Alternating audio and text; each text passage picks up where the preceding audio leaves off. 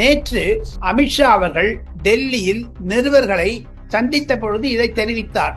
இது அதிகாரப்பூர்வமாக அறிவிக்கப்படாமல் இருந்தாலும் அமித்ஷா ஆஃப் த ரெக்கார்ட் தான் சொன்னாரு. காரணம் என்ன என்று கேட்டால், திமுக 40 இடங்கள் தமிழகத்தில் போட்டியிட இருக்கிறது 2029. அதுல 13-14 சீட்டு பெண்களுக்கு தான். மீதி 25 சீட்டு உங்களுக்கு ஆண்களுக்கு.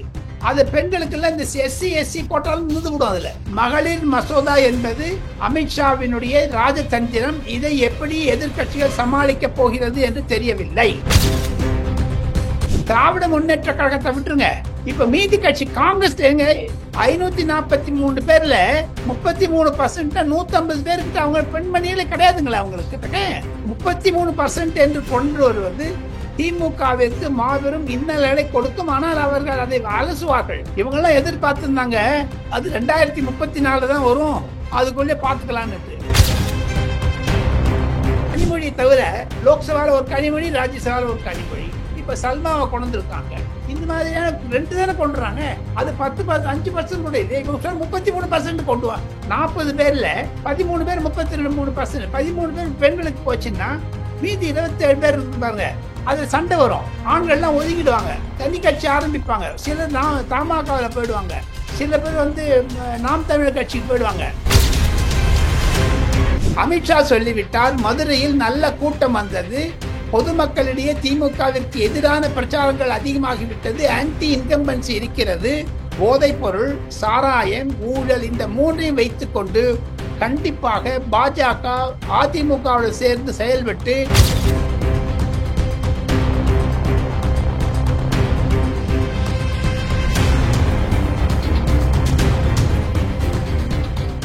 ரியல் ஒன் நண்பர்கள், உறவுகள் அனைவருக்கும் வணக்கம். தொடர்ச்சியாக பல்வேறு முக்கியமான தகவல்களை நம்முடைய உறவுகளுடன் பகிர்ந்து வரும் மூத்த பத்திரிகையாளர் டெல்லி ராஜகோபாலன் சார் அவர்கள் நம்முடைய இருக்கிறார். வணக்கம் சார். நமஸ்காரம். சார், இப்போ மகளிர் மசோதா வேற இருக்கிறது.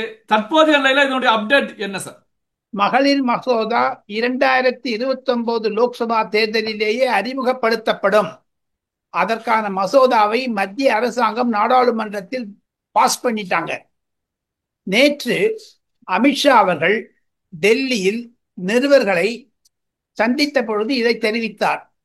இது அதிகாரப்பூர்வமாக அறிவிக்கப்படாமல் இருந்தாலும் அமித்ஷா ஆஃப் த ரெக்கார்ட் தான் சொன்னாரு. காரணம் என்ன என்று கேட்டால், நரேந்திர மோடியினுடைய 11வது வருட முடிவு, 12வது வருட துவக்கத்திற்கு மத்திய பாஜக அலுவலகத்தில் இருந்து டெல்லியில் இருக்கக்கூடிய 3500 பத்திரிகைக்காரர்களுக்கு 4 பேட்ச்ல 4 குரூப்ல பிரித்து விருந்து கொடுத்தார்கள். அதில் அமித்ஷா மற்றும் 15 மந்திரிகள் கலந்து கொண்டார்கள். அந்தந்த மந்திரியை பத்தி நீங்க என்னென்ன மனசுல இருக்கோ அதெல்லாம் கேட்கலான்னு இருக்கு. அமித்ஷாவுக்கிடம் தமிழ்நாடு பற்றி கூட கேட்டார்கள். ஆனால் அவர் சொன்னதில் முக்கியமானது ஆபரேஷன் சிந்தூரை பற்றியும் மற்றும் இந்திய அமெரிக்க உறவு, இந்திய பங்களாதேஷ் உறவு, அதையும் தவிர முருகன் மாநாடு பற்றி கூட கேட்டார்கள். ஆனால் முக்கிய செய்தியாக அமித்ஷா கூறியது என்ன என்று கேட்டால், 2029 பொது தேர்தலில் இப்பொழுது இருக்கக்கூடிய 543 லோக்சபா தேர்தலில் அதிலே 33% கொண்டு நாங்கள் அறிமுகப்படுத்த இருக்கிறோம். இதுதான் நரேந்திர மோடியுடைய மகத்தான செயல். அதுக்கு டீலிமிட்டேஷனுக்கும் சென்சஸுக்கும் சம்பந்தம் கிடையாதுன்னு ஓப்பனா சொன்னார். இந்த மாதிரியான ஒரு மகளிர் மசோதாவை மக்களவை, ராஜ்யசபா இரண்டிலும் பாஸ் பண்ண பிறகு மத்திய அரசாங்கம் ஏன் இதை செய்கிறது இப்பொழுது என்று கேட்டால், இப்பொழுது இருக்கக்கூடிய நிலைமையில் பாஜகவை தவிர மற்ற எந்த கட்சிகளிடம் சிவா பெண்களுக்கு அதிகமான ரெப்ரசன்டேஷன் கொடுக்கறது இல்லைங்க. நாம் தமிழர் கட்சியில 50% தராங்க. ஆனா அதிமுக எடுத்துங்க, திமுக எடுத்துங்க, அகிலேஷ் யாதவ் எடுத்துங்க, லாலு யாதவ் இவங்கெல்லாம் எதிர்க்கிறாங்க. கம்யூனிஸ்ட் கட்சி ஆதரவு செய்கிறது. இருப்பினும் குறைந்தது ஒரு காங்கிரஸ் கட்சியிடம் வேட்பாளர்களே கிடையாது, ஆண்களே கிடையாதுன்னா பெண்களுக்கு எப்படி போக முடியும்? ஆக மொத்தம் இந்த 33% ரிசர்வேஷனை அவசரமாக 2029 லோக்சபாவிலேயே நரேந்திர மோடி அறிமுகப்படுத்த வேண்டும் என்று நினைப்பது மாநில கட்சிகளை சிதைக்க வேண்டும், குடும்ப கட்சிகளை சிதைக்க வேண்டும் என்பதுதான் காரணம். அனைத்து மாநில கட்சிகளும் பிளவுபட்டிருக்கின்றன. பாமகவாக இருக்கட்டும், ஈவன் திமுகவாக கூட இருக்கட்டும். அதையும் தவிர மம்தா பானர்ஜியுடைய கட்சியாக இருக்கட்டும், உத்தவ் தாக்கரே கட்சியாக இருக்கட்டும், அகிலேஷ் யாதவ் கட்சியாக, இதெல்லாம் துண்டு துண்டா துண்டு துண்டா பாருங்க. அண்டை மாநிலமான கே சந்திரசேகர ராவ் பாரதிய ராஷ்டிரிய சமிதி என்று சொல்லக்கூடிய அவர் கவிதா என்ற அம்மா தனியா இருக்காங்க, ஜெகன் ரெட்டி பிரித்து இருக்கிறார்கள். ஆக மொத்தம் மாநில கட்சிகள் எல்லாம் பிரிந்து இருக்கக்கூடிய சமயத்தில் இதை வைத்துக் கொண்டு நரேந்திர மோடி எப்படி 2024 மாநில கட்சிகளை காங்கிரஸையும் பிரித்தாரோ, அதே மாதிரி 2029 மாநில கட்சிகளுக்கு எதிர்காலத்தை குறைக்க இருக்கிறார் நரேந்திர மோடி என்பதுதான் டெல்லியில் உலாவக்கூடிய கருத்து. இருப்பினும் பல காங்கிரஸ்காரர்கள் இதை எதிர்க்கிறார்கள். டீலிமிட்டேஷன் ஆன அப்புறம் நீ கொண்டுடலாமேன்னுட்டு அரசாங்கம் சொல்லுது, எதுக்காக நம்ம அவசர அவசரமாக கொண்டு வந்து முடிச்சுடலாமேன்னுட்டு. ஸோ ஆக மொத்தம் மத்திய அரசாங்கத்திற்கும் பாஜகவிற்கும் காங்கிரசிற்கும் பாஜகவிற்கும் லாலு பிரசாத் யாதவிற்கும் ஒரு சண்டையாக இருக்கிறது. இது பார்லிமெண்ட்டுக்கு தான் ரிசர்வேஷன், அசம்பிளிக்கு அவங்க அந்தந்த கவர்மெண்ட்ல பண்ணிப்பாங்க. இது திமுக 40 இடங்கள் தமிழகத்தில் போட்டியிட இருக்கிறது 2029. அதுல 13 14 சீட்டு பெண்களுக்கு தான், மீதி 25 சீட்டு வந்து உங்களுக்கு ஆண்களுக்கு. அது பெண்களுக்கு எல்லாம் இந்த எஸ்சி எஸ்சி கோட்டாலும் நின்று விடும். அதுல ராஜா பொது தேர்தல் எடுக்கணும், பொது கான்ஸ்டிடுவன்சியில. அந்த எந்த தொகுதி பெண்களுக்கு போகுதுன்னு தெரியாது. இதை நிர்ணயிப்பது மத்திய அரசாங்கத்துடைய தேர்தல் ஆணையம் தான். ஆக மொத்தம் ஒரு சிக்கலில் வந்து விட்டது. மகளிர் மசோதா என்பது அமித்ஷாவினுடைய ராஜதந்திரம். இதை எப்படி எதிர்கட்சிகள் சமாளிக்க போகிறது என்று தெரியவில்லை. இதுதான் நரேந்திர மோடி கொடுத்த ஒரு பெரிய பாம்ஷெல். சரி, இப்போ இந்த மகளிர் மசோதாவை பொறுத்த வரைக்கும் தமிழ்நாட்டை எடுத்துக்கிட்டோம் அப்படின்னா திமுகவுக்கு பெரிய நெருக்கடி சிக்கல் ஏற்பட போகிறதே சார். என்ன காரணம் அப்படின்னா ஒவ்வொரு நாடாளுமன்ற தொகுதியிலையும் குறிப்பிட்ட திமுக தலைவர்கள் தான் கோல வச்சுக்கிட்டு இருக்காங்க. அவங்க தான் அங்க வெற்றி பெற்றுக்கிட்டு இருக்காங்க. அங்கு மாற்று வேட்பாளரை நிறுத்த முடியாத ஒரு சூழலும் கட்சியில இருந்துட்டு இருக்கு. இப்படியான ஒரு சூழ்நிலையில மகளிருக்கு இடஒதுக்கீடு அப்படிங்கிற ஒரு விஷயம் 2029 தேர்தலில் திமுகவுக்கு ஒரு இக்கட்டான ஒரு சூழலை உருவாக்குமா சார்?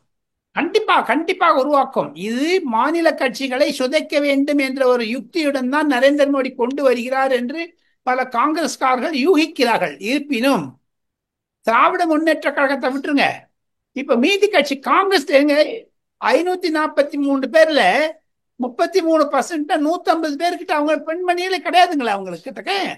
காங்கிரஸுக்கு வட இந்தியாவில் செத்தே போச்சுங்களே, காங்கிரஸுக்கு கிளைகளே கிடையாது.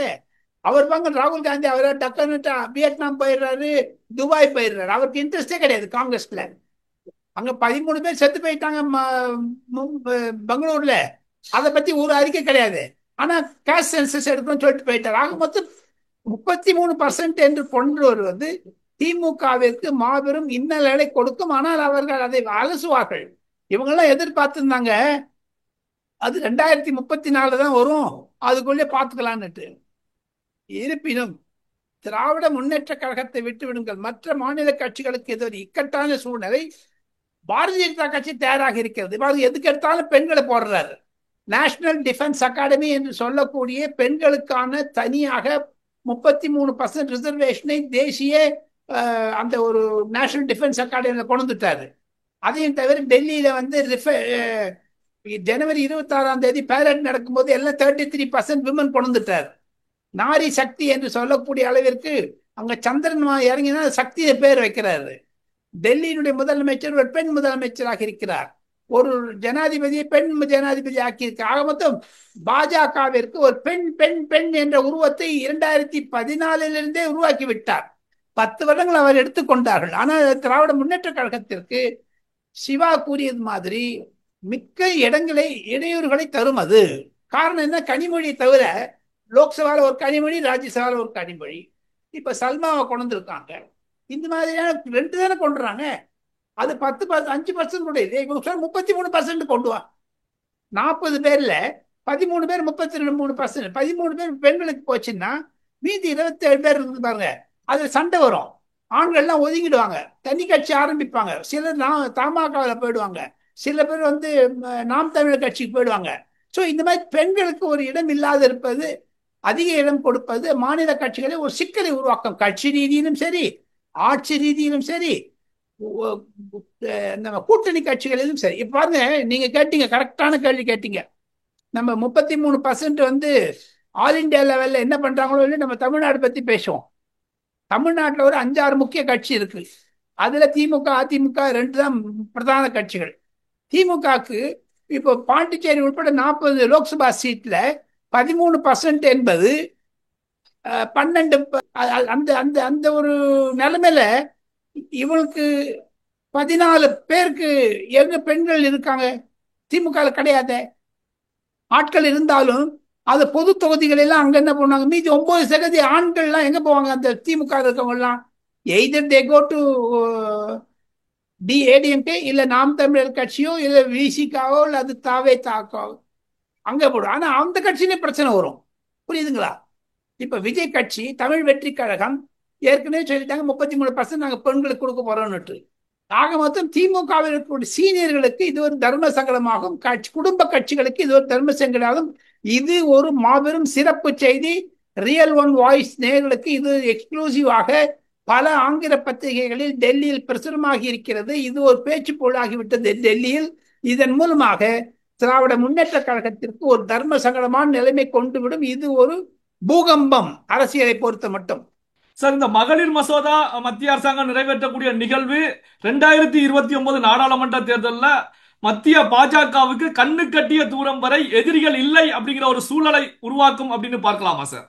ஆபரேஷன் செந்தூருக்கு பிறகு, பாகிஸ்தான் அட்டாக்கு பிறகு இன்று நிலைமை என்ன என்று கேட்டால், பல கருத்து கணிப்புகள் ஆங்கில, இந்தி மற்றும் மாநில தொலைக்காட்சிகளில் வட இந்தியாவில், குறிப்பாக இந்தி மாநிலங்களில் நரேந்திர மோடிக்கு புகழ் அதிகமாக இருக்கிறது. இன்று லோக்சபா தேர்தல் வைத்தால் 400 சீட்டுகளை வட இந்தியாவில் பாஜக பிடிக்கும் என்று சொல்லுகிறார்கள்.